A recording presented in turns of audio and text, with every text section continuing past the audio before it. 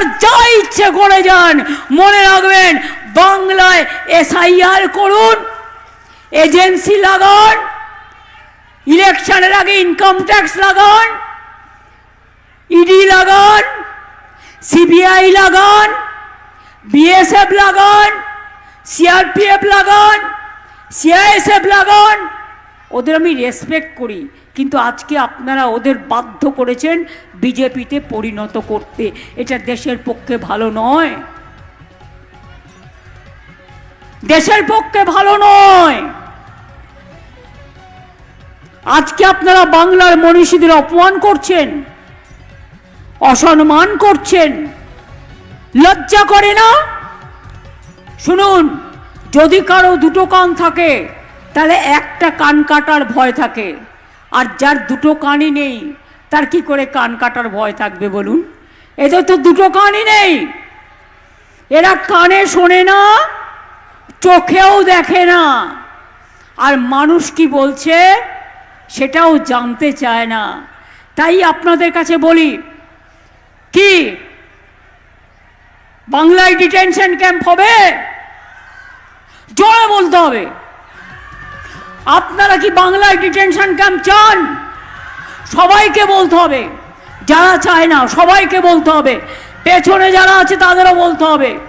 মা বোনেরা চিৎকার করে বলুন, চান?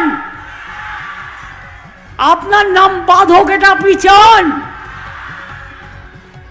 বিজেপি বাংলাকে শেষ করে দিক, আপনারা চান?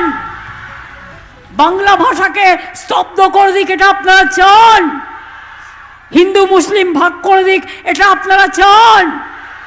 মতুয়াদের ভোটার থেকে বাদ দিক, এটা আপনারা চান? রাজবংশীদের বাদ দিক, এটা আপনারা চান? শান্তি চান? শান্তি চান? শান্তি চান? বাংলায় থাকতে চান? মানুষের সম্মান চান? নিজেদের ভোটাধিকার চান? নিজেদের নাগরিক অধিকার চান?